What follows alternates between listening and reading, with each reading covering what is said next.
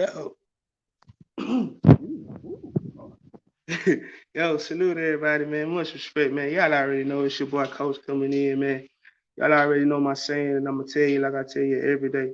Every day above that dirt is a blessing, no matter what, man. Stop stressing. See what I'm saying? Because it could be worse. You never know. Somebody in your family, somebody down the street, somebody around the corner could be going through something worse. So, like I always tell you, anyway, never stop it. Stop it. Stop it. Stop all that stress. Anyway. Man, I hope everybody, how y'all day going, man? Salute to everybody, man, that's coming in. Salute to everybody that will be in attendance a little later on. Today, man, we just gonna go over a little football, college football, week 0. Man, it is upon us, y'all. Woo! God, the wait is finally over. Like, God, the wait is so finally over, man. Salute, Don, I see you out there. Salute, Dubs, I see you out there. Salute, Chris, I see.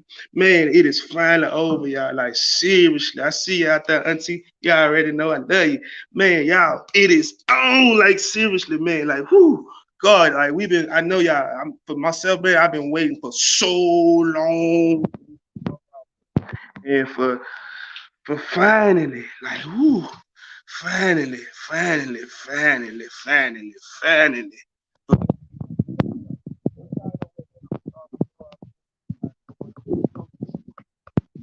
Yeah, I'm breaking in my sports, and excuse me, and I'm gonna start out breaking news in basketball. Got two more breaking news real quick, man. Chin Hong, the number 2 overall pick for the Oklahoma City Thunder, has been ruled out for the year. Is that better? Can everybody hear me? If you can hear me, man, just put a football in the chat. But anyway, Chin Holmgren, man, is out for the year. He has a lacerate injury to his foot, basically meaning a broke foot. And with these big men, y'all, they always gonna pull up will he be a Sam Bowie? And if you don't know who Sam Bowie is, that's the pick before Jordan. I just put it like that. You know what I'm saying? He was a 7-foot man who was picked before Jordan in the draft and he broke his foot. Or will he be a Bill Walton? Will he be a Bill Walton? Because Bill Walton basically he was a dominant big man also, especially in high school and college. But when he got to the NBA, he had a foot injury and it tore him up. So they are already like, oh, will he be a bust like that? But man, you got to understand technology and how things is. The kid is 19 years old for one thing. Yeah, he tall. He's 7 foot. What? 7'1", 7 foot, 192 pounds. Wet. You know what I'm saying? All wet, if that. But you got to understand, like I said, the injuries nowadays and how sports medicine is nowadays. Man, these kids come back faster than ever. And if you don't know how he got hurt, and it's been talked about, they had a pro-am game in Seattle, and LeBron was playing. It was LeBron team versus his team. And LeBron came down the court on the fast break and went up for a dunk. And he laid it up and he stepped on bruh's foot. Now, I'm going to just say like this. It is 6'9", 200 and 70 pounds of all muscle coming down the court like that. And this is a pickup pro-am game. You are not getting paid. Move your dumb ass out the way and let LeBron dunk. But no. Him wanting to be, I'm Chin Holmgren. I'm gonna contest it. And LeBron stepped on his foot. Well, it was a freak injury. Excuse me. It was a freak injury, and he's out for the year. So it might be a blessing in disguise also because Oklahoma City was going to be young and they was going to be kind of suspect anyway. And they were going to be in the contention for a top 5 pick. And with this young boy, Victor Wamadou or whatever, coming from France next year, he's going to be that man. Hey, man, them 2 young boys, Oklahoma City might have something special. But anyway, like I was saying about the injuries, you got Ben Simmons. He missed his rookie year because of an injury. If you don't remember, man, Blake Griffin missed his rookie year because of an injury. Joel Embiid basically missed his first 2 years in the league because of injuries. And Ben Simmons, Blake Griffin, they won rookie of the year coming back. And look how Joel Embiid nowadays. So, man, my thoughts go out to him, man. I hope he gets stronger, recover faster, and get ready for next year. My second basketball breaking news. And I'm gonna go over breaking news before I go into my real topic of the day. But yeah, it said I hope he just turned his ankle. But nah, it's a lacerate injury to his foot, right foot. He will be out for the year. Trent Hogan will be out for the year. What's up, everybody in the chat? I see y'all out there, man. Much respect to everybody, man, that's tapping in. Y'all already know the YouTube lingo. I ain't got to keep telling y'all that. You know what I'm saying? So it is what it is on that. But anyway, my second breaking news for basketball is the Los Angeles Lakers, man. They made a trade with the Utah Jazz to pick up Pat Beverly. Pat Beverly was traded for the Utah Jazz for Jalen Thornton Tucker, and Stanley Johnson. It's a better trade for Los Angeles Lakers. Point blank, period. Because I'm just saying it's going to be way better. But my thing about this trade is, check this out, and it's just coming from my perspective, is you still got Russell. You still got Russell Westbrook. Like, what are you doing? Like, okay, these two dudes be beefing. I know Pat Beverly like to put his pride to the side, and you know what I'm saying, he'll win. And everywhere he go, he does win. You got to understand that. And I'm just being honest. But you still got Russ. And Russ is going to be out for Russ. Yeah, Don, he out for the whole season, big dog. He gone for the whole season. That's what I'm saying. Yeah, I thought it was a turn ankle too, but no, he lost himself. But look, check this out. Pat Beverly and Russ don't get along. Them people don't get along. Them men just don't get along. They got real deal beef. And now you want to trade them and put them on the team together. That means another thing. Russ will probably be shipped out the way. I'm just saying. Russ gonna be shipped out the way. This is a win for the Lakers because you ain't give up nothing. You see what I'm saying? You ain't give up nothing. Stanley was a decent player, but he wasn't averaging nothing but like 6 points a game for real. He's a decent defensive player. He's a good 3-and-D. The Thornton Tucker kid, his expectations was too much on him. See what I'm saying? And LeBron don't like playing with them young boys, so they're gonna push him out the way anyway. So I kind of understand. Like I said, the Lakers was a win out of this trade. My third, I'm gonna shoot to the baseball for a second. Man, breaking news, if you're a baseball fan, it's been going on for a week or two now, man, with Fernando Tatis Jr. testing positive for PEDs, performing enhancement drugs, to get back on the field because he had been hurt. And his excuse was, hey man, I was just taking these little shit just so I can get back on the on the field. Well, look, check this out. Now he on his apology tour telling everybody, I'm so sorry. Man, don't be all sorry. Nah, ain't no being sorry now. You did what you did, just own up to it. That's one thing I hate about when these athletes get popped for dope. Bro, you got popped for dope. You knew what you were doing, man. Just say, hey, y'all, my bad. I do better. Instead of that, it just was all and trying to cry in front of the camera and all that shit, bro. You don't get no sympathy for real. It is what it is. See what I'm saying?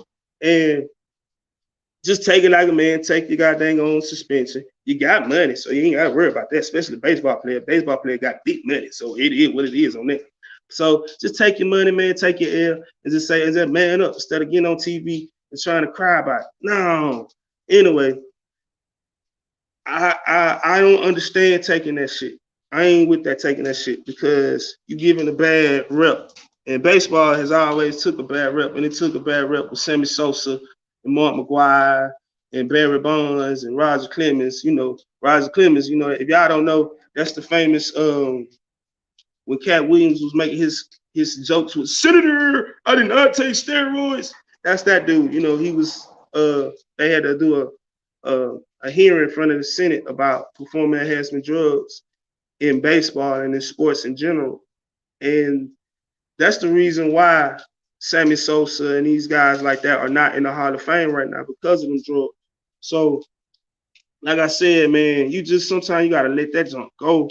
Anyway, man, like I say, man, it's too late for you. All right, auntie, man, it's too late for all that crying, bro. Stop all that crying. Stop it now. Blow the whistle. No. All right.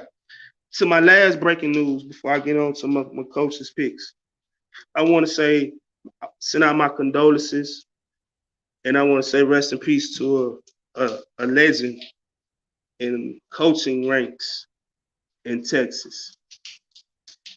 A lot of people might not know the man's name or might not remember the name, but you remember the character. All football fans, I repeat, man, majority of football fans, I say, yeah, majority, they have watched the movie Friday Night Lights. Women has watched the movie Friday Night Lights. A lot of people have watched the movie Friday Night Lights, man. And if you know the movie Friday Night Lights, then you know Billy Bob Thornton, that he was the head coach of Odessa Pyramid in the movie. He portrayed Gary Gaines. Well, Gary Gaines, he was a Texas high school legend, man. He passed away a couple days ago at the age of 73. And you know, as a football man, I love football movies. I love football stories. And, you know, they made a book and a movie, like I said, Friday Night Lights, about this man. And he won 6 championships down in Texas, man. He coached in the coaching in college. See what I'm saying? And this dude was a legend. Anytime you win 6 championship rings, man, you did something good. See what I'm saying? And he touched a lot of kids' lives, white, black, Mexican, all that, especially down in Texas. You know, you got all types of races down there, but it's predominantly white, black, and Mexican down there. So that man touched a lot of kids. See what I'm saying? He did some positive things. But like I said, man, rest in peace to Gary Gaines, man. He was a coaching legend down in Texas, man, famously known in the movie portrayed by Billy Bob Thornton in Friday Night Lights. And if you don't know Friday Night Lights, if you ain't seen that movie, what is wrong with you? You know what I'm just saying? With the famous line, because, man, Booby Miles had them famous line, like, you know, if you want to win, put Booby in. You know what I'm saying? You know what I'm saying? If, you know, with the black Nikes on his feet, you know what I'm saying? Just things like that, you know. And all I got to do is just show up, you know, of God's gift. That's just, well, you got to see the movie. You got to see the movie. If you ain't ever seen that movie, man, just take time out, just take 2 hours out your life just to see the movie. And man, it's an inspirational movie on all aspects. All right, y'all. Woo! We are at the topic of hand today. The topic of hand today is, man, Coach Pickens, y'all. Man, this is the first episode of Coach Pickens week 0, because this is a real weak slate of games this week. But it's games. It's football. It's real deal competitive. It is on his records count, everything goes. You see what I'm saying? It ain't none of that BS that it was. You know what I'm saying? Ain't no more preseason in college. You know what I'm saying? Ain't none of that. We're gonna be looking at old games and such. No. It is on and popping. And it's hard to kind of go over this week's games because it's not a lot of, as I can say, high profile games. But it is some good games that will be played this week. And one game that I want to start off with is the SWAC MEAC Challenge, y'all. SWAC MEAC Challenge consists of 2 historical black colleges that always play against each other in the beginning of the year. This year, you got Alabama State versus the Alabama State Hornets. Let's go, Hornets. I'm just saying, let's get it. Going against Howard Bison. It's basically got North versus South, you know what I'm saying? Because Howard Bison is out of the D.C. area. It's in D.C. And, you know, Alabama State is in Montgomery, Alabama. You know what I'm saying? Roll damn tide. I got to throw that out there, too. I'm just going to throw that out. You know I got to. But anyway, man, and the SWAC MEAC Challenge, y'all, it has always been a great game. And it's on TV, 7 o'clock Saturday Eastern time on ESPN. They are finally starting to give us our recognition. Shout out to Deion Sanders, man, for doing it. Like, seriously, man. Deion Sanders, you know, he has done things for the HBCU football that really put on, like, seriously, like, real deal put on. You feel me? But the game aspect of it, man, both teams came off a rough year last year, man, with Alabama State going 5-6 and Howard going 3-9. You know, so it was kind of a rough one on both teams. Alabama State is in the SWAC and Howard's in the MEAC. What can I say? Man, Alabama State, you know, after last year with losing 4 in a row to Alabama A&M, their rival, they got to just they had to fire their coach. They were just tired of it. They was like, man, forget this jump. So man, App State, that's one of my favorite. That's one of my schools I root for too. You know, I root for different schools for different reasons but my main school is Alabama. But anyway, no, Don, he transferred, brother. Don, he transferred to Auburn. Last year he was on Auburn roster. He was playing quarterback for Howard, man. He was a good quarterback for them. I'm talking about, man, he had won all MEAC freshman of the year that year too, man. But he played another year, then he transferred to Auburn, and Auburn moved him to receiver. He caught a couple passes last year. Um, I will make sure I'm gonna double check to see if he's on the roster this year. I think he still got one more year of eligibility, so I think he's still on the roster. But he transferred to Auburn, and he played last year. He was a wide receiver for Auburn. So now they don't have him no more. But back to Alabama State. Man, Alabama State got a new head coach with Eddie Robinson Jr. Eddie Robinson Jr., man, is an alumni. Played for the Hornets in the 90s, and he also played in the league for a little while. He played for the Houston Oilers and for a couple other teams. Salute to everybody in the chat, man. Y'all already know Tori. I appreciate it, man. Kid KO, you already know what it is, brother. And this year, man, he's going to bring in a new attitude with a lot of new transfers. He's picked up a lot of transfers from the D1. You know, now that's the thing with these HBCUs to compete, especially against Dion nowadays. You real deal need to goddamn go get you some transfer. Well, our big transfer coming in for the Alabama State Hornets, man, is Deshaun Davis. He's the former Auburn quarterback, 21st ranked quarterback coming out of his class that year in 2020, if I'm not mistaken. Well, he said last year, he knew he wasn't gonna really get no playing time, so he transferred to Auburn. And his experience as a scout team going up against SEC caliber defense will pay dividends. The kid is electric, so it would be a good thing. That's just one of the weapons, man. Also, man, in the backfield, man, they had Ja'Cory Marlette. He's a good running back, and they have an offensive lineman, man, that was all conference, and Robert Addison. So one thing about having Coach Robinson Jr. coming back is the secondary, which was already going to be a key coming back in this year, will be even better. So I'm saying, and with cornerbacks, Natron Culpepper and Keenan Ives, man, they is going to have a good secondary this year. Well, with Howard, y'all, man, Howard is led by their senior quarterback, Quentin Williams, man, and this kid got a lot of experience playing college football. And when I say a lot of experience, he's basically been starting or getting playing time his whole career at Howard. So I'm saying he split his first year with time with little Cecil Newton, as was Don referring to. And when Cecil kind of got hurt or banged up a couple plays here and there, he got in and he took over last year and really progressed to where Howard had the second best passing attack in the MEAC last year. And he's bringing back his top target, with in receiving with Anton Murray.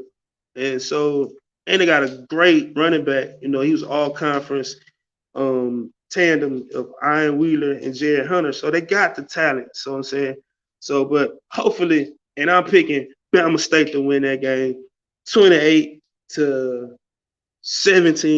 Go Hornets. I'm just throwing it out there.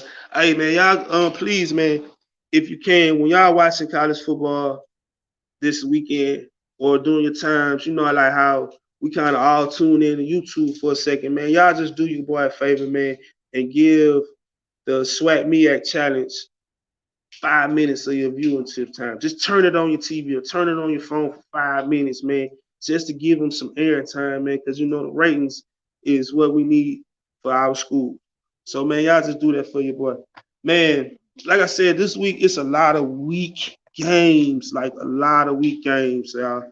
Lots of weak games. So, one game that I would, with this pick 'em is, if I got any Florida State fans out there, because I've seen some people say Florida State. So I'm going to kind of tap in with Florida State just a little bit. Florida State, they've been down, y'all. Like, seriously, like, they have been down for a very long time. Man, the last time they won their opening game of the season was in 2016. I will say again, last time Florida State won the opening game of the season and started off 1-0 was the 2016 season.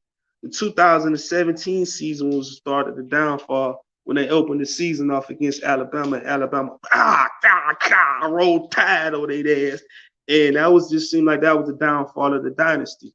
Well, they have a good team, man. They got a good coach coming in, man. And they're starting off this week against the Queens. You know, they and they opening the season off as a 35.5 favorite, man. Look, listen, I'm gonna tell you like this, Florida State fan, go and take them points. Y'all finna put the dog brakes on the Queens, man. And the Queens is a FCS school. And it is no way that they will be able to compete because of the size and the talent. See what I'm saying? No, Jacoby Milton transfers and he's gone. He won't be playing. He's not the starting quarterback no more, man. Travis, what's his name? I need his kid name. Travis Tyler. He's the starting quarterback, man. And the kid had a decent year last year, so you know I wouldn't put it on that. But the kid Milton, he did come back. He transferred. Oh no, excuse me. I'm sorry. I'm man, my bad. He transferred in and played last year. But you know, he got dang on the other kid, Travis, had took over his spot, man, and really performed pretty decent down the stretch.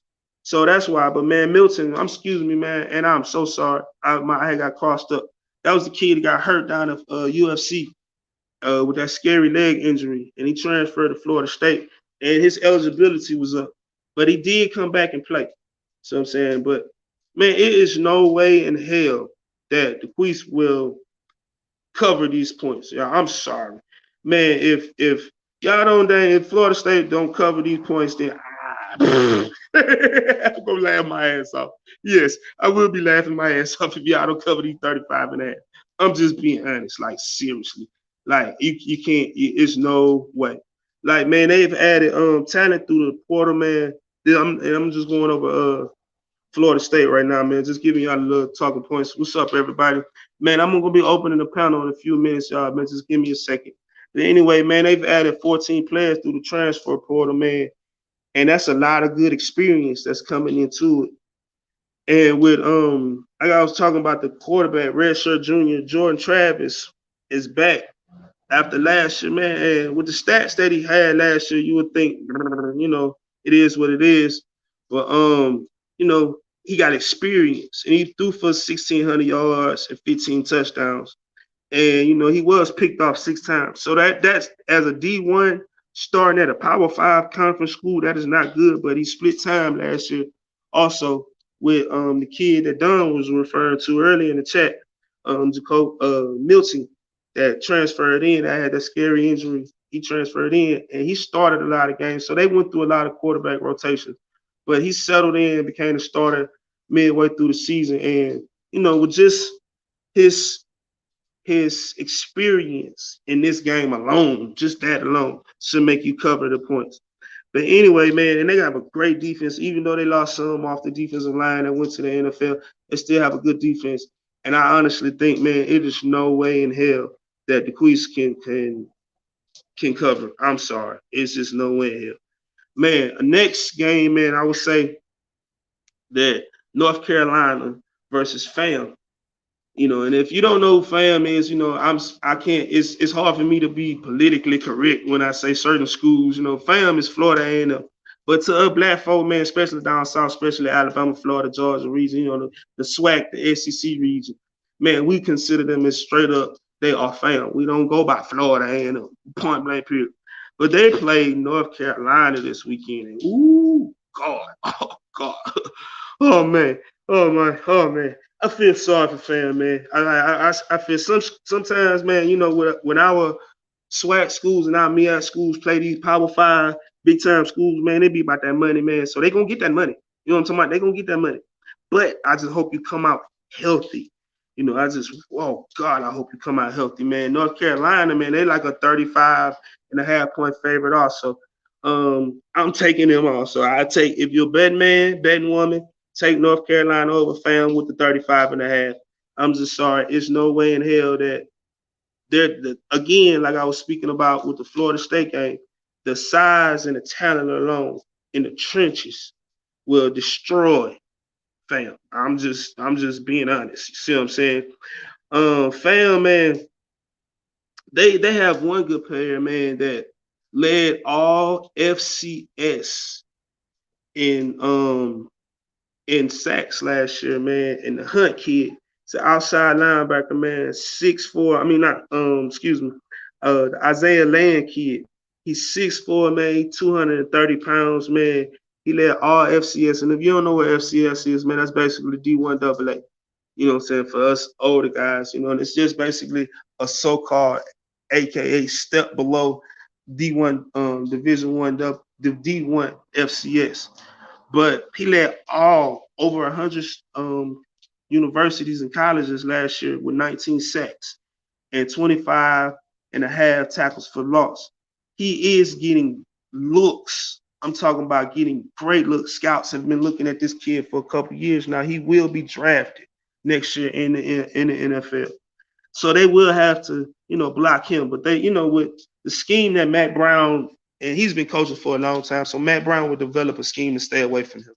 The only thing that really kind of scared me about the 35 and a half points is North Carolina is starting off with a new era in football. The Sam Howell era of North Carolina is over with, and they're turning the keys to their car over to Drake May.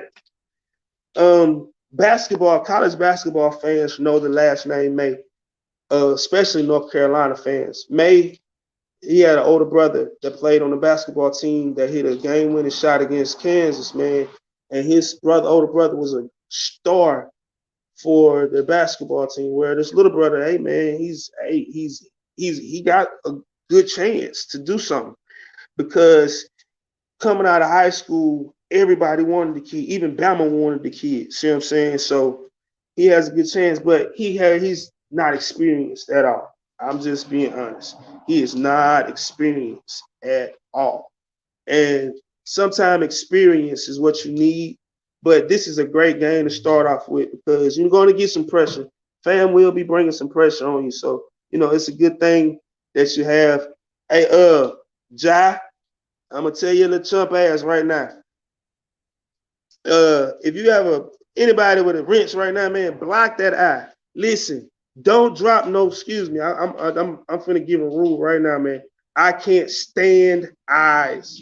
Do not drop a freaking eye in my chat, bro. Like seriously, man. I'm being respectful as I can, man. I love you, little bro. You my dude, all good, but man, don't drop no eyes in my shit, man. For real. Like chill that out, bro. Like seriously. You gonna piss me off with that shit. Anyway, back to the subject. I'm sorry, and I love you, bro, but don't do that to me, man, please. Anyway, I take North Carolina. North Carolina, like I say, man, will cover the 35 and a half. Florida State will cover 35 and a half. It really ain't too much to go into them games because, you know, they're not really playing no top-notch competition. See what I'm saying? So that's why I say just anyway with them. You know what I'm saying? With all due respect, y'all, man, I'm sorry. But I just, you know, it's some things that I would not be doing. You know what I'm saying? And I see them sometime and I can't do it. No.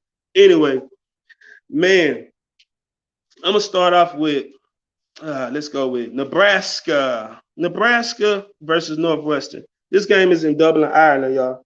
The over and under went up of the whole week, and it's now at 50 and a half. Nebraska is negative 13.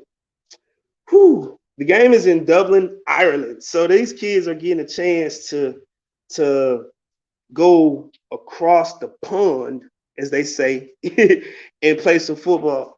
It's a great experience, man, for these kids to go to another country and play against another in another country. This is basically the game of the week because, like I said, the week 0 slates are basically garbage. Man, Nebraska went 3-9 last year. But last year's joke was they were the best 3-9 team in America, y'all, because all 9 losses that they had was by 9 points or less. Like, and they beat Oklahoma last year. That was one of their wins. They were a young team, but a lot of what they had going on last year was mistakes. They had their quarterback, Adrian Martinez, would drive the ball up and down the field.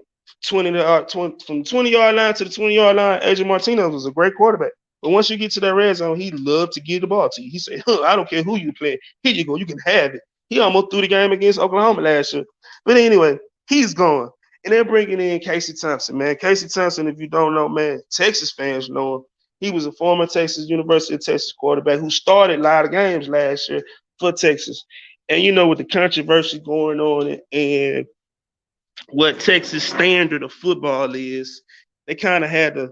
He needed a fresh start. I say that much. Plus, he saw the writing on the wall when Quinn Ewers came in, so he transferred and he transferred to Nebraska. He brings his 2,000 and 1,100 yards and 24 touchdowns to Nebraska, who really needed a quarterback. And they still got a lot of weapons like Raheem Johnson with his 500 yards rushing. And a kid named Anthony Grant was a junior college superstar. I'm talking about everybody wanted this kid coming out of JUCO and high school, but you know, certain circumstances made this kid have to go the JUCO route. But coming out of that dang on JUCO, he was the man. Like seriously, he was the man. And Scott Frost, the head coach for Nebraska, has brought in 22 transfers. So it's a lot of turnover with their roster. On the defensive side of the ball, man, they brought in a lot of transfers, like a TCU transfer. And sometimes y'all gotta excuse me when my pronunciation of names. Yeah, sometimes y'all gotta just work with me. I'm just gonna be honest with it. But man, they bringing in O'Connor Mathis from TCU. Man, he was a second team All Big 12. See what I'm saying? And they're returning their all conference linebacker in Luke Reamer, who had 108 tackles last year for 3 forced fumbles. So they have the pieces to do something. Like I said last year, it was like the jokes was, like I said, it was the 3-9 team, you know, the best 3-9 team in America. Scott Frost, when he was a coach down at USC in Central Florida, he inherited a great team. And with him inheriting a great team, it helped him look better than what he was as a coach. When he got to Nebraska and now he's having to recruit his own players and he's having to be the man as the coach, as I say, it has kind of hurt him. And you know, Nebraska is one of them programs as a college football fan that we need to get back to prominence. You know, back to them 10-win seasons, back to Nebraska being talked about as a competitor in college football. We don't need Nebraska to be sorry, y'all. Like seriously, as a fan of college football, and I'm just speaking as a fan in general, we need Nebraska to be better than a 3-9 seed team. Period. But with this year's team, with more experience and better players, I honestly think that they will have a better season. And Vegas is actually agreeing with how I feel. Vegas has actually got them at a 7.5 win team this year. So they actually think having a better quarterback in Casey Thompson will progress in better wins. Plus, another year under them kids' belts will progress, you know, with better wins. Plus, with 22 transfers coming in, we'll have, you know what I'm saying, better on the win total. So, yeah, Tori, he been coaching, man, for a good little while now, man. He started out down at with offensive coordinator. You know how they do them kids, man. Some of them golden boys, I say that much. Some of these golden boys, they get them dang on jobs real quick and progress through the college ranks real fast. And he's one of them. And he had a good little run down in Central Florida, man. And that's how he ended up getting a job at Nebraska. And Nebraska is one of them teams, man, one of the programs where they itchy for you know, they itchy for being win. You fired a coach because you say he was mediocre. You know, that y'all tired of going 9 wins. See what I'm saying? And now you want to go you know, now you're going 3-9. So them 9 wins was looking pretty good back then. Stupid mofos. But anyway, man, like I said, the over and under is 50 in this game, and Nebraska is -7, -13. With this game, I'm honestly picking Nebraska with the points. I think Nebraska is going to beat Northwestern because Northwestern, man, they was struggle last year. Yo, they went 3-9 last year, man. They offense was just terrible, y'all. Anytime, man, you averaging under 17 points a game in college football, you suck. Like seriously, like you suck. And they got a couple good players, man. They got the transfer from South Carolina, Ryan Helinski, and he has SEC experience, but he couldn't even keep the starting job at South Carolina. So that tell you what type of caliber quarterback he is. But he transferred into Northwestern, and they got a great running game, and they're gonna run the ball. All right, that's one thing Northwestern gonna do. And Evan Hall, he had 1,000-yard rushing last year. And that was only because of Cam Porter being hurt. Cam Porter missed all of the season with an ACL injury, and he's coming back. And, with him coming back and Evan Hall, that 1-2 combination is going to be real good.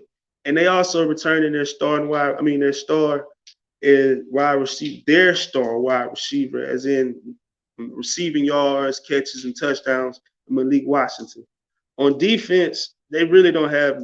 Their defense was, the 3-9 record just tells you. I'm just saying, and the defense was on the field a lot last year. So that's one thing you got to take into consideration when you're talking football and you're talking teams. Sometimes the numbers can be, as they say, obscured because if your offense continuously going 3-and-out, 3-and-out, 3-and-out, 3-and-out, punt, punt, punt, punt, punt, punt, punt, how can your defense get rest? So your defense, sit down, look at a play, and get back on the field. Sit down, get a water break, get back on the field. Sit down, laugh, get back on the field. Sit down, shout, get back on the field. They ain't never gonna stop nobody. So that's why some numbers are skewed. They did have, like I say, some good defensive players with AJ Hampton. He's their star defensive back playing in the secondary. He is a beast. Now that's one thing Northwestern will do. They keep a good cornerback. And they produce good cornerbacks to the NFL. Thank you, because we got one from y'all with the Browns.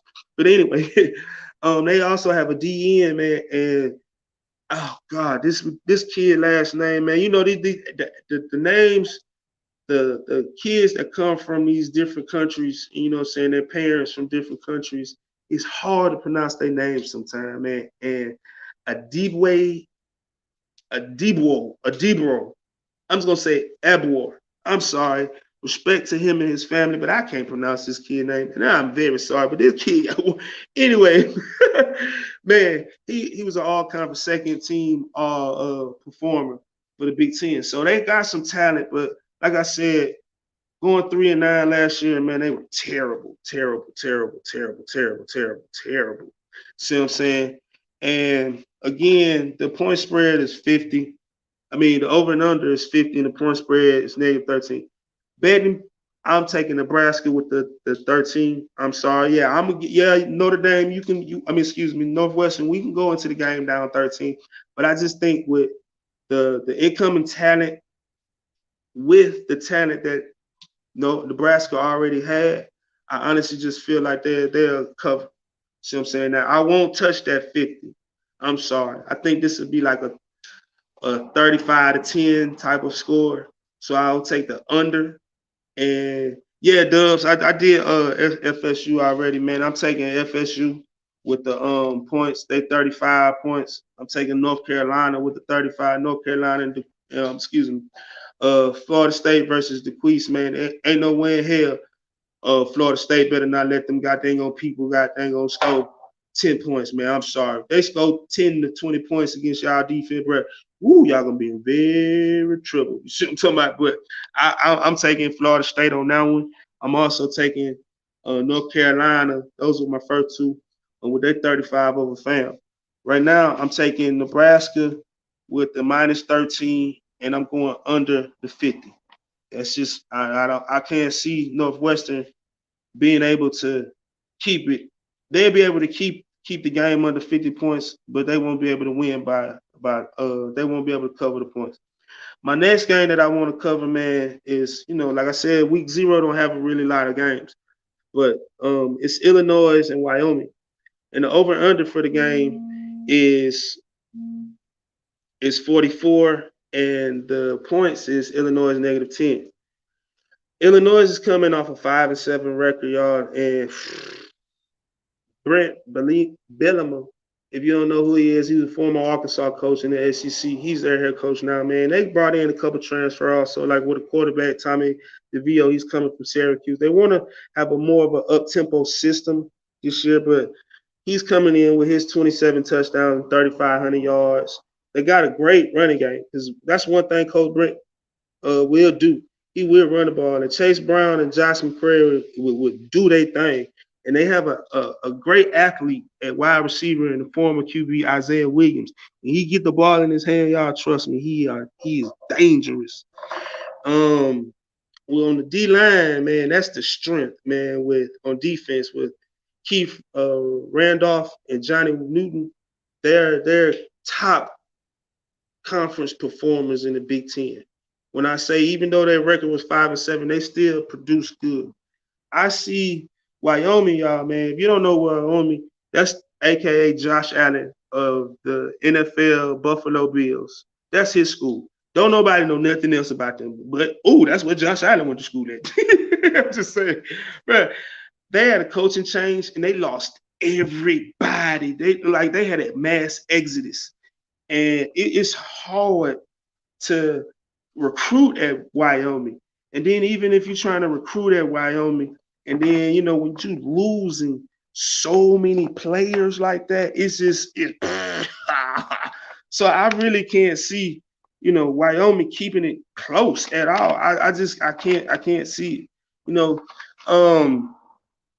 Like I said, their record last year was 7-6, but with them losing everybody to the transfer, they lost their quarterback, they lost their running back, they lost their wide receiver. Hey, your wide receiver, he went to Texas. You know what I'm saying? And he's pretty good, man. And Isaiah Needmore. So you do look out for him. See what I'm saying? I'm just giving you a heads up, Texas fans. He will be producing great stats for you guys next year if Quinn Ewers can do something with him. But anyway, man, they went 7-6 last year, man. And with them losing so much, man, and it's just oof. They have competition in every position going into spring ball. See what I'm saying? The players to watch for them really is a transfer. It's like everybody have transfers nowadays. That's the thing too. That's the free agency. That's college football free agency is the transfer portal. With these kids being able to transfer for 1 year. But they got Andrew Priestley at quarterback, Titus Sween at running back, and Joshua Cobbs wide receiver. On defense, they got Cole Galbert and Easton Gibbs at linebacker. That's basically all the stars and the names that they have that I can found any research on at all.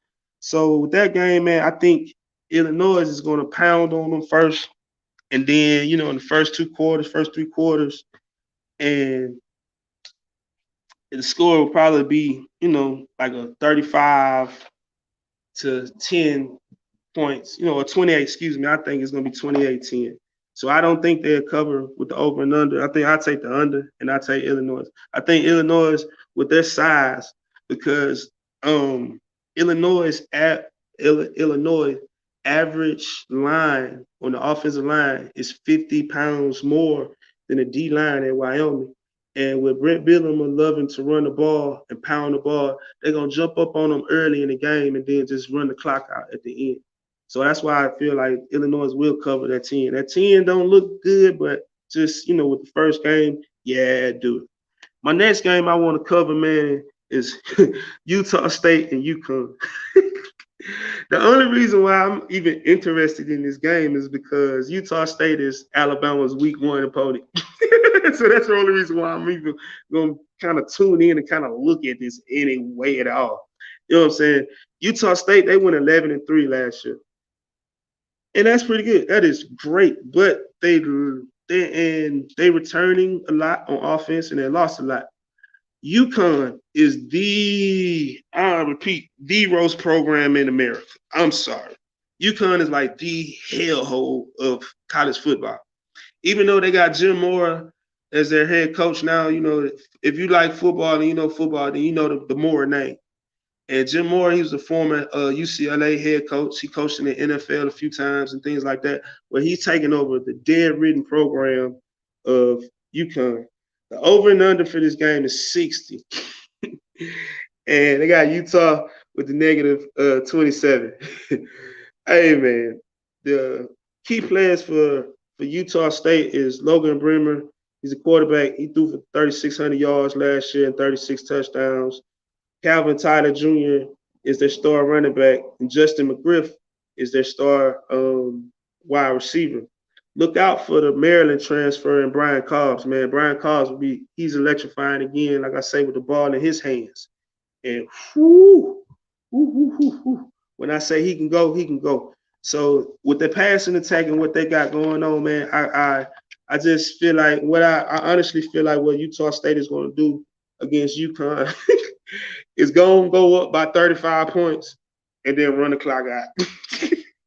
But I'm not taking. I would stay away from that. I would take the under in the 60. I don't see UConn being able to score enough points to keep up to have a total of 60. I'm sorry, I just don't see it. There's no way in hell. Even though Jim Moore is a good coach, I can't take that from him. But Utah State, man, they bringing back they cornerback Andrew Gryson, and when I say he's a beast, he a beast. They bringing back their defensive end Patrick Joyner Jr. and they linebacker, man, another name that's like what the hell, but AJ Vonnegraaff, a bitch, something like that. Excuse me, like I said earlier, sometimes I'm gonna get my pronunciation with these kids' names way better next week. I promise y'all on that, on everything. So excuse me for the pronunciation on that, but that's the Utah State defense, and I just don't see how any way impossible. UConn coming off a 1-11 record last year. Yeah, they won the games, you know what I'm saying? But I just can't see it. So, UConn, man, when I say they really have never been relevant. They're a basketball program. That's one of them teams where, basketball, what y'all got going on? Who's switching up? Anyway, y'all tripping. But I don't see how they can perform like that when even if they get a good player, man, it's just they leave. The players to watch for UConn, man, is Tyquan Roberson, that's their quarterback. Nate Carter, that's their wild running back, and Kevin Citrus. That's the only thing that I can find that relevant on offense that's going to even be a producer. But yeah, Jim Moore is their head coach now. I think he was a sideline reporter, and he after he lost his job at UCLA, he continued to be broadcasting and stayed around the college football. But you can tell he always had that itch. So that's one reason why he went back to college. And him picking UConn, honestly, I would try to be a defensive coordinator or something first before I could went there. But that's him. Whatever. You know what I'm saying? So with this game, again, I'm taking Utah with the negative 27, and I'm going under.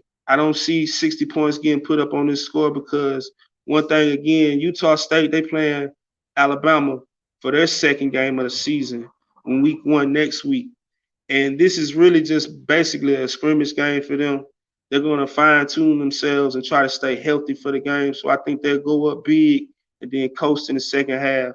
So that's why I really feel like they're cover with the 28. So I'm taking Utah with the 27, but I'm also taking the under. I don't see them really just showing out in the second half because like I said, they have to get ready for Alabama the next week. Man, my next game that I want to cover right quick, y'all, man, and I'm not going to hold y'all too long, man. Salute to everybody in the chat, man. Y'all already know the YouTube lingo, man. I'm not missing y'all comments, y'all. I'm just trying to stay a little focused on my notes. So y'all gotta excuse me with that one. But salute to everybody in the chat, man. Y'all already know what it is, man. Y'all already know my saying, every day above that dirt is a blessing. And y'all already know the YouTube lingo, man. Like, share, subscribe, all that good stuff, man. It is what it is. Man, my is Vanderbilt, Vandy, and Hawaii. Vandy, the over and under is 55. It actually went up from 50, but it's at 55 now. And Vandy with the -8. Whoo, Vandy going far, far, far across the goddamn country to play football. One thing I can say, they did last year when they went across the country and played Colorado State and pulled off a victory. And one thing I can say about Vandy, when it comes to out of conference games, they schedule really good during the out of conference, aka Hawaii. And for them to schedule Hawaii, I think was a great thing because playing in the SEC and you're Vanderbilt, man, you need to get all the wins that you can. See what I'm saying? All right, Don, give me 1 second, brother. Yeah, so they need all the wins they can. Last year, man, they were 2-10. And Vandy is known for, as they say in the SEC, we're keeping our GPA up for the conference. That's just kind of that's how they do. And it's hard to recruit at Vanderbilt because of the standards of getting into the program with school. And I salute every young man and lady that plays athletics for the University of Vanderbilt because you have to keep that GPA and you have to be a smart individual to play for them, man. And the players to watch from Vanderbilt, man, is quarterback Mike White. He's returning from last year. Even though they were awful on offense, averaging 15.8 points a game and 311 yards total on the ground. It's still they playing Hawaii. Yeah, they lost their top offensive lineman because the best offensive lineman that they you're right. If they can't beat them, throw. They're not winning the game.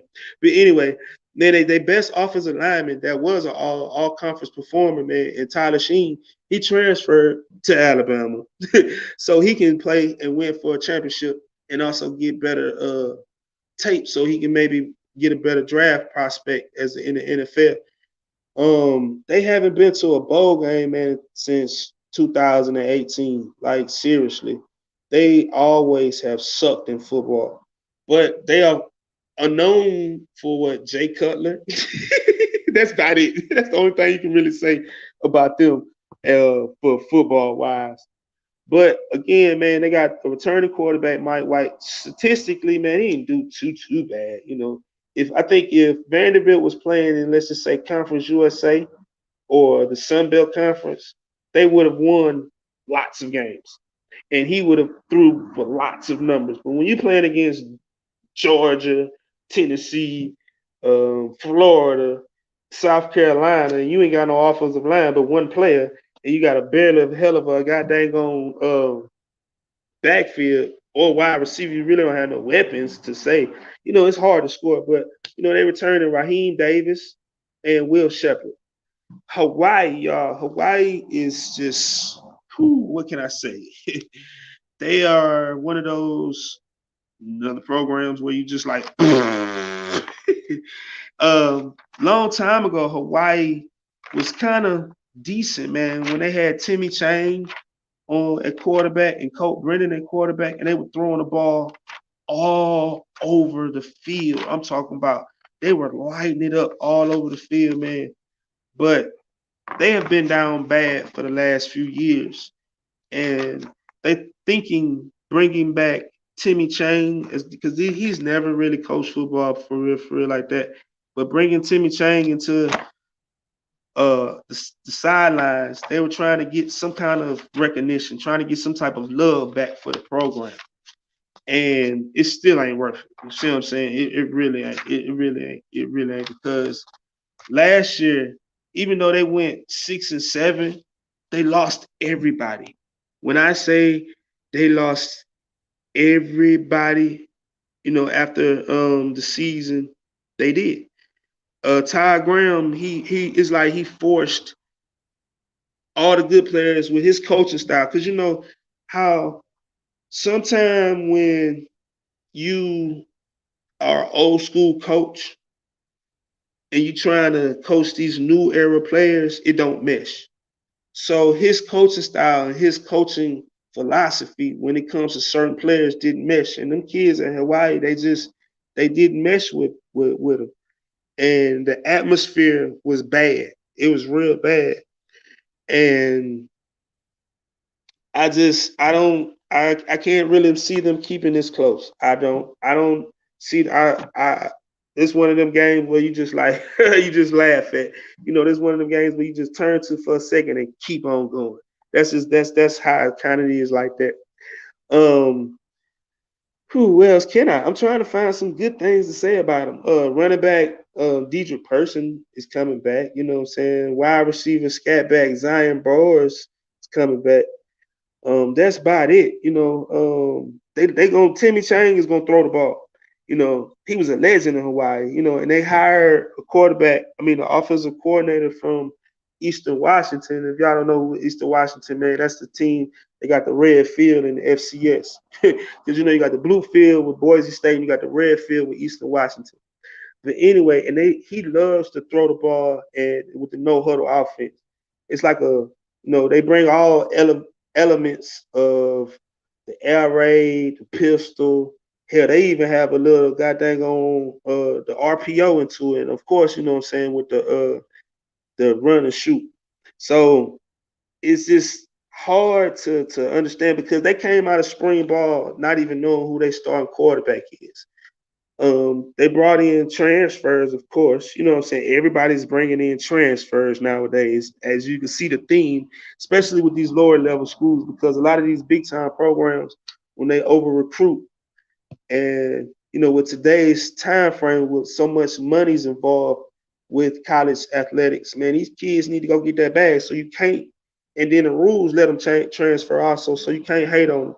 But anyway, man, they brought in Siobhan Sherrio, he comes from San Jose State, and Brian Shower, they're competing with Cameron Cooper for the starting quarterback job. Man, I honestly feel like, bro, Cameron Cooper probably would be the starting quarterback.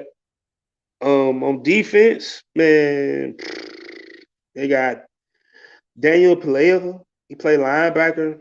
They got cornerback Verdeer Edwards. That's about it. You know, with with Vandy going across that wall, across the water, basically, because hell, you might well say they're going to almost another country, but with them going to Hawaii and getting all the wins that they need, I'm taking Vandy with the 8. I'm sorry. I'm staying away. I'm going under with them 55 because the athleticism and the size for Vandy will be too much for Hawaii. And Hawaii gonna come out trying to throw the ball so damn much to where Vandy gonna show you, hey man, even though we a bottom feeder in the SEC, we still got SEC talent. We still got they gonna have tough games against certain SEC caliber players. I mean teams.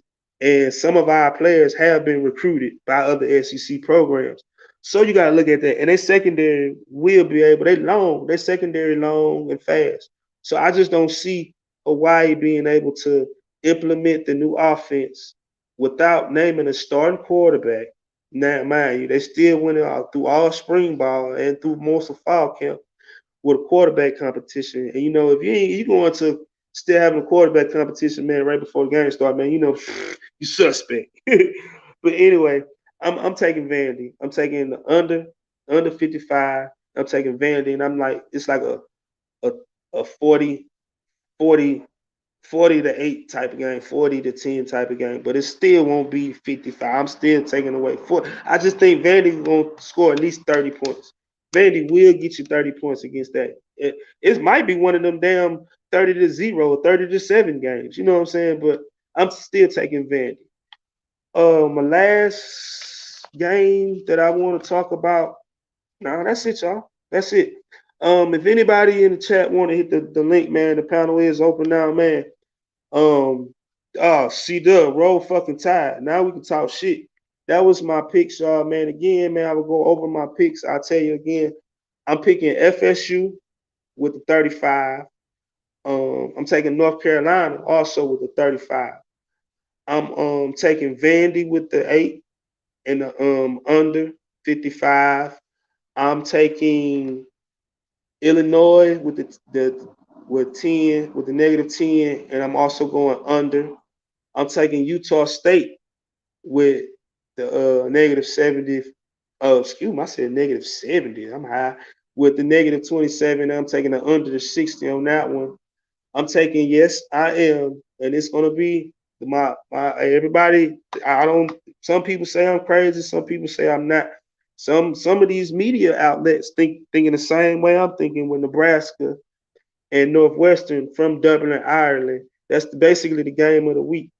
Um, they taking Nebraska. I'm taking Nebraska. I'm taking Nebraska with the -13. I think they'll beat Northwestern by at least 17 points, but I don't think they'll score 50 because I just think that Nebraska will get the lead and pound the ball because their coach was the former Arkansas head coach, and he loves to run the ball. He gonna get them big boys up front, and he gonna pound that rock on your ass.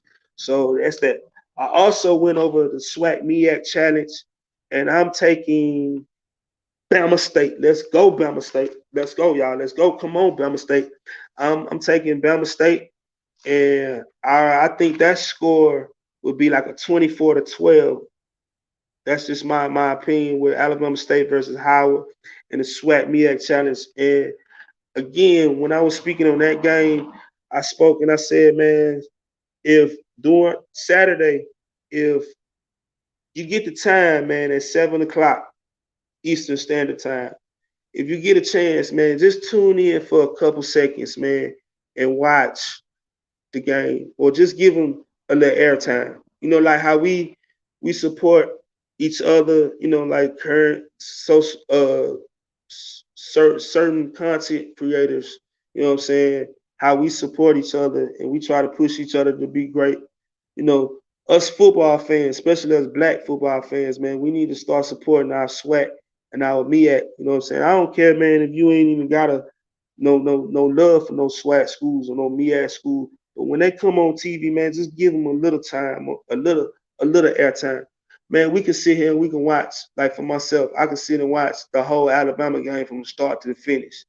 You know what I'm saying? Florida State fans can watch.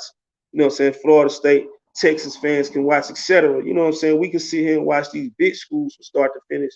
So man, let's just give our SWAC and our MEAC schools anytime they come on TV, y'all. Man, let's just give them a little airtime, a little shine, man, and just tune in to them for 5 minutes. Even if you just turn your TV on, or your phone on, or your computer on, however you watch football, whatever, however you get down with it, man, just turn it on and walk away for a few minutes. Go use the bathroom. I don't give a damn. Just turn them on and give them a little airtime. Also, hey man, if you can, and if you got the ACC network, when North Carolina play fam Saturday, watch the halftime.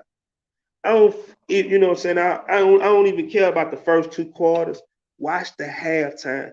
The fam is gonna be doing the halftime performance, man. So they're gonna be they're gonna show up and show out. See what I'm saying? So get at the airtime. So give our HBCUs, man. They will be on TV in certain markets. They will be like the SWAC MEAC challenge will be on ESPN, and North Carolina and fam will be on the ACC network. So, what I'm saying, they will get some type of viewership, but man, let's just go and support that as much as we can. Y'all, it's a week slate of games this weekend, but we got football. That's just the main thing. You know what I'm saying?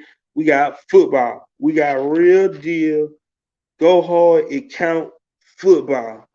Also, man, when I started off the show, man, if you ain't know, man, I went over breaking news, man, with sports world. Breaking news again was the second overall pick from the Oklahoma City Thunder, Chet Holmgren, man. He broke his foot in a pickup game a week ago. He has a lacerate injury to his right foot, so he'll be out for the whole season. Man, just I kind of feel sorry for the young man, but hell, he signed his contract, so he getting money regardless now. And it might be a good thing for him because he gonna be him light in the tail. Him like ain't nothing. He's 7 foot, true enough. But when you 7 foot and you don't weigh nothing but 192 pounds, or something wrong with you, excuse me, 185 pounds. Whoa, I think he weigh 160 pounds. I don't know, but this man, he weigh under 200 pounds. See what I'm saying? When you that tall and that light and that you need to add some muscle. So this year he'll be able to, recover, get his jumper better, and get stronger. So you gotta salute that. It's a blessing in disguise sometimes because for the Oklahoma City organization, true enough, you wanted your top pick out there to play, but it also sets you up as a better position to get the number one player in all mock drafts for next year, Victor. When I these last names, Victor Vadamwea, whatever the damn kid last name. He from over there across the pond, man. He like a Giannis Antetokounmpo type of player, bro. But he's taller, he's younger, and he will be on that level. So if you can put yourself in position to get that kid to go with all you got and the young talent you got, you set yourself up for the future. I also talked about the Lakers trading Stanley Johnson, excuse me, and Torton Tucker to the Utah Jazz for Pat Beverly. I laughed when I thought about it because I'm like, Pat Beverly and Russ on the same team, bro. That's crazy. That's like wow, wow, wow, wow, wow. It's crazy, but that's another sign that they may be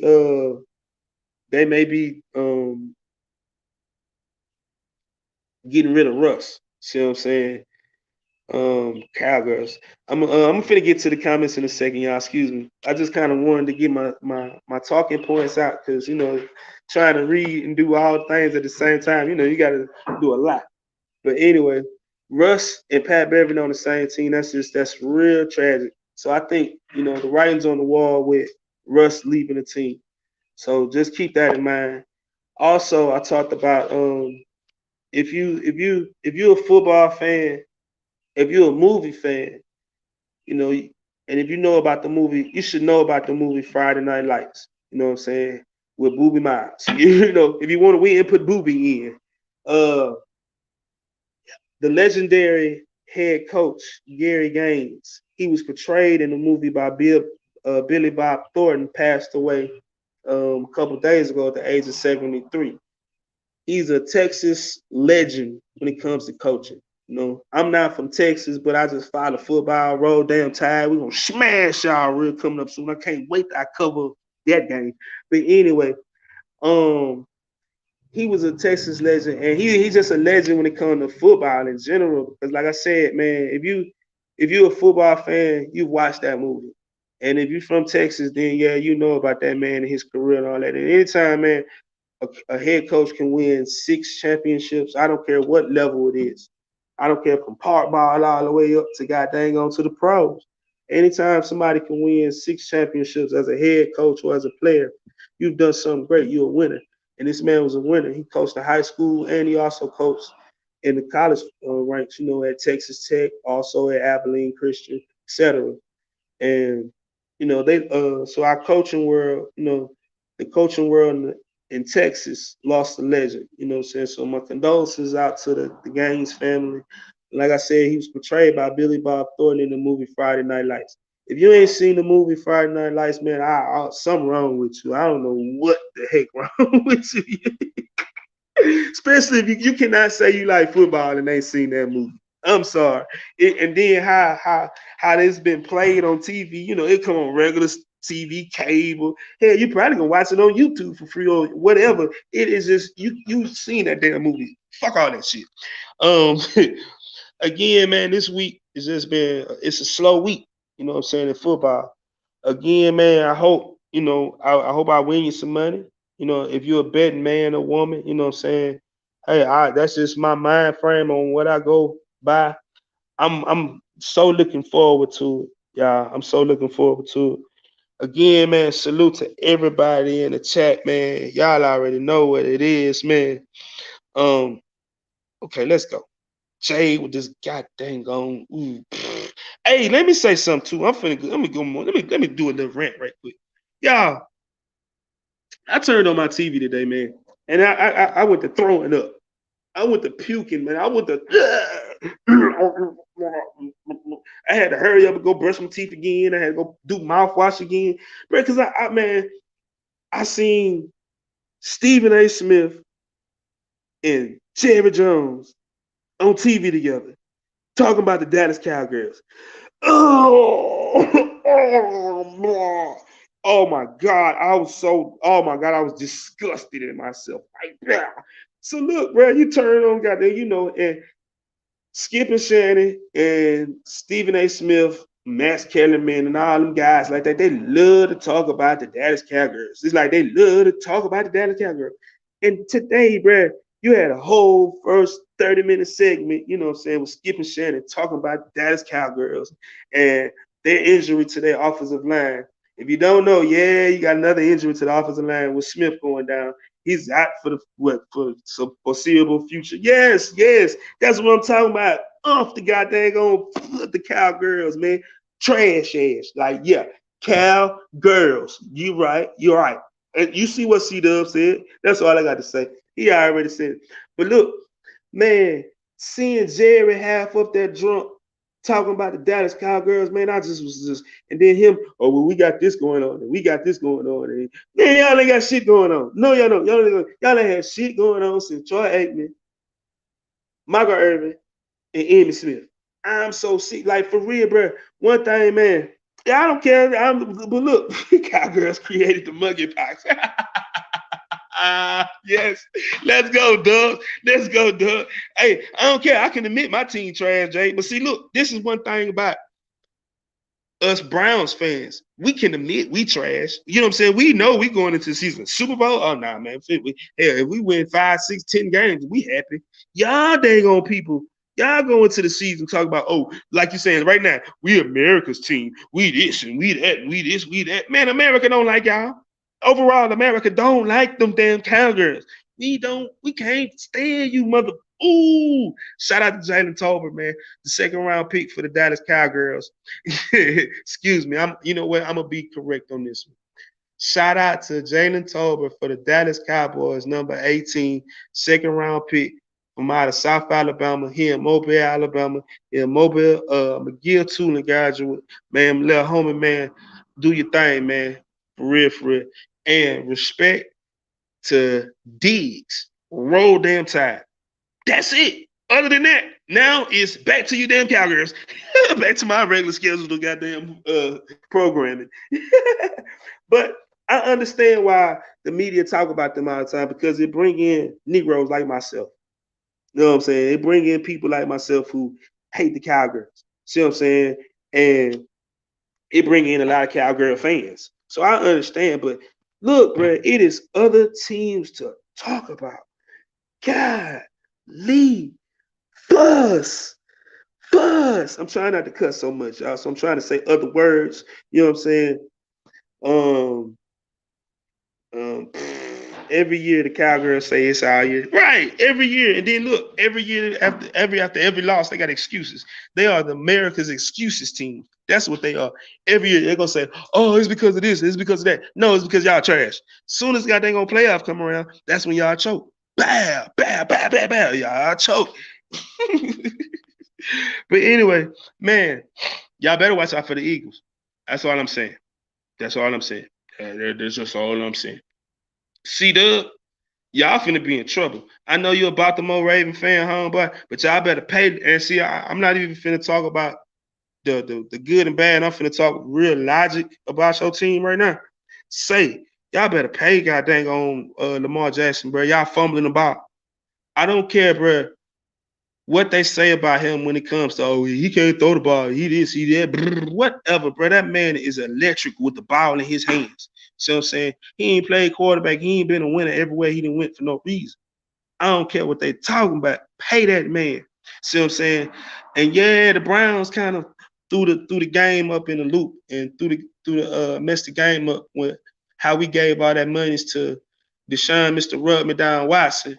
with that 230 of them, you know what I'm saying? So I know why, it's kind of hard right now to sign him because that's a lot of money. And it's like, all right, if the Browns gave him 230, gave Deshaun 230, I want 235, 240, 250 guaranteed. So, and they bucking on that. But man, pay that man. Like, quit playing, bro. Y'all will be irrelevant, non-existent right now. You saw what happened last year without that man. Pay that man. You see what he does. Pay that man. I'm just saying, like, for real.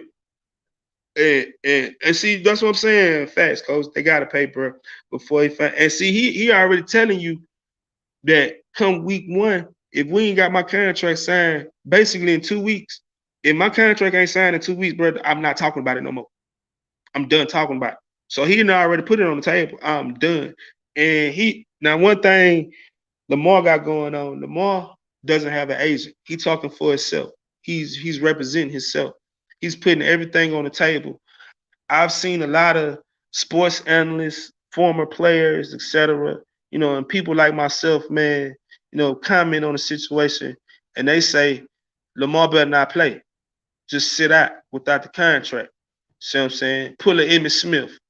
And for you Cowgirl fans, y'all should remember that when Emmett held out the preseason and they held out them first couple games of the year, that one year, and you damn Cowgirls was trash on offense. Y'all had started off like 0-2, 0-3, and Jerry hurried up and just damn flew down to goddamn Pensacola, Florida, and say, here you go. I'll pay you the damn truckload. Here go the Brinks truck. So they better goddamn on pay that man. Dak is whack. Facts, like big facts. See what I'm saying? I'm just saying, if you feel me, Dak is whack. And but back to Lamar, he's worth it, man. If they paid that money to Russ, if they've paid that money like that to he's not on no Patrick Mahomes level, don't get me wrong, but hey, if you pay that money to Patrick Mahomes, then pay that money, man. If you feel like this is what you got, because your offense is built around him. Everything is built around him. See what I'm saying? And true enough, I know these prima donna ass wide receivers talking about they don't want to go to that team because the offense is not catered to throwing the ball to them. I don't care, whatever. That man, he get the job done. See what I'm saying? True enough, he might not throw for 4,000 yards passing in the NFL like a Justin Herbert or Joe Burrow. True enough, now he might not throw for 4,000 yards. But see, guess what? He gonna throw for 3,000 yards and rush for goddamn 1,000 yards. So that's equivalent to the same yardage. He might not throw for 30 touchdowns, but he gonna throw for 20 touchdowns and he gonna rush for another 10. So the stats add up. So they can miss me with all that, well, this and that, like how they always be want to talk, that carries and shit. See what I'm saying? So, man, like I say, man, pay that man, like, for real, bro. Quit sitting on your thumbs. Quit twiddling your fingers. Put pride to the side. Put your team first and pay, bro. That's just my opinion on that, man. Again, man, I salute to everybody, man. Much respect, man. Every day, man, that I, try to drop content, man. All my supporters, man, I really appreciate y'all, you know what I'm saying? Because y'all making me go, you know what I'm saying? Yeah, but shit, what you mean, Russ, coach? Lamar ain't no Russ. Man, fuck Russ, pretty boy. That nigga need to man up. I can't stand Russ. I take Lamar over Russ. Nah, that's my opinion. You see what I'm saying? I'm finna get sensitive. Y'all talking about my Cowboys. But Tari, you might want to, you gonna be bringing your tissue over here home, but especially when you damn girls, every time y'all look, listen, Tari, don't come around me when y'all lose. That's all I'm gonna tell you. Oh shit, because I'm gonna give y'all chump the blues every time. See, it's preseason. So preseason, you got people that get hyped up over preseason wins and losses. I'm not one of them people because hell, every year for a couple years, the Browns used to go undefeated down during preseason and then turn around and lose every freaking game during the regular season, the 0-16 season. So you know what I'm saying? Yeah, we went undefeated during the preseason that year. So I don't put nothing past the preseason. You know what I'm saying? So, all right, man, look, Brad, Wow, coach. Nah, I ain't about that. My boy Russ about to go off this shit. You think so, Dubs? I hear you. You know what I'm saying? You know, Sierra might let him play some good football this year. Sierra might be letting him. Sierra might say, "Yeah, go ahead and ball that." You know what I'm saying? But nah, on the real, Russ gonna have a good year, man, because he got some shit to prove. See what I'm saying? Plus, excuse me. Plus, man, he got some weapons. See what I'm saying? He really does have some weapons. So I think Russ will have a good year, man. It's just the conference, the division that they in. That boy, that AFC West, man, when you got, just think about the quarterbacks, bro, in the AFC West. When you got goddamn on Russ, Hubbard, your boy from the Raiders, and Mahomes, bro, them four quarterbacks, bro. I'm talking about uh